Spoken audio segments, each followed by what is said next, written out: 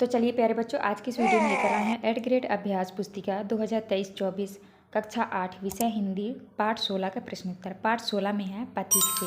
तो चलिए वीडियो को स्टार्ट करते हैं। पहला प्रश्न आता है आपका बहुविकल्पी प्रश्न। पहला है सम्मुख शब्द का अर्थ होगा, तो आपका सही उत्तर हो जाएगा बी नंबर सामने। इसके बाद नेक्स्ट है सही वर्तनी कौन सी है, तो आपका बी नंबर होगा स्वतंत्रता। इसके बाद नेक्स्ट है आपका तीसरा स्वतंत्रता की ज्वाला पंक्ति में आहुति कौन मांग रहा है, तो आपका उत्तर होगा ए नंबर पथिक से। इसके बाद नेक्स्ट आता है आपका चौथा पाठ के अनुसार काले बादल प्रतीक है, तो आपका उत्तर होगा निराशा के। इसके बाद आता है अति लघुत्तरीय प्रश्न। प्रश्न क्रमांक 5 में है पथिक से कविता में पथिक शब्द से कवि का आशय क्या है, तो उत्तर होगा पथिक शब्द से आशय अपने लक्ष्य की ओर अग्रसर वाले व्यक्ति है। इसके बाद आता है नेक्स्ट मानो झूम रहे हो तरु भी मंद पवन के झोंकों से पंक्ति में कौन सा अलंकार, तो आपका उत्तर होगा इस पंक्ति में उत्प्रेक्षा अलंकार है।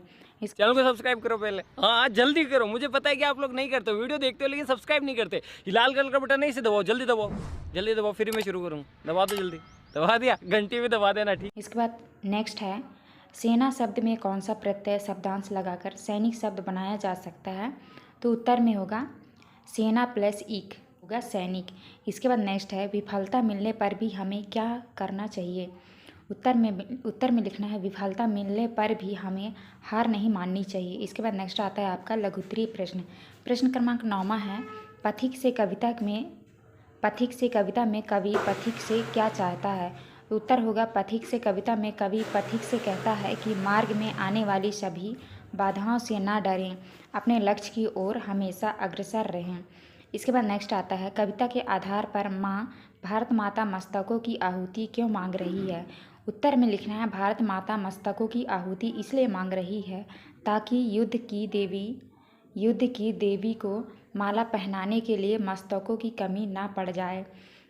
इसके बाद नेक्स्ट आता है आपका क्रमांक 11 पथिक से कविता से हमें क्या प्रेरणा मिलती है, उत्तर में लिखना है पथिक कविता से कवि हमें यह प्रेरणा देना चाहता है कि यदि कोई व्यक्ति अपने लक्ष्य की ओर अग्रसर है तो उसे सांसारिक समस्या का साहस विवेकपूर्ण सामना करना चाहिए।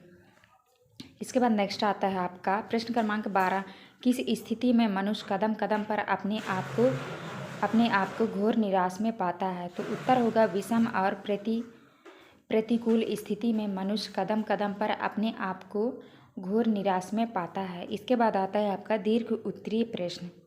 प्रश्न क्रमांक 13 में है जीवन पथ पर चलते हुए पथिक को कौन कौन सी बाधाओं का सामना करना पड़ सकता है, उन बाधाओं के सामने पथिक को क्या करना चाहिए लिखिए, तो आपका उत्तर होगा अपने लक्ष्य की ओर अग्रसर होने में पथिक के मार्ग में अनेक बाधाएं आती ही हैं, किंतु मार्ग के सुहाने दृश्य नदियाँ झरने पहाड़ वन भी अपने सौंदर्य से उसे आकर्षित करते हैं। जो स्थिति साधारण यात्रा की है वही यात्रा जीवन यात्रा की भी है।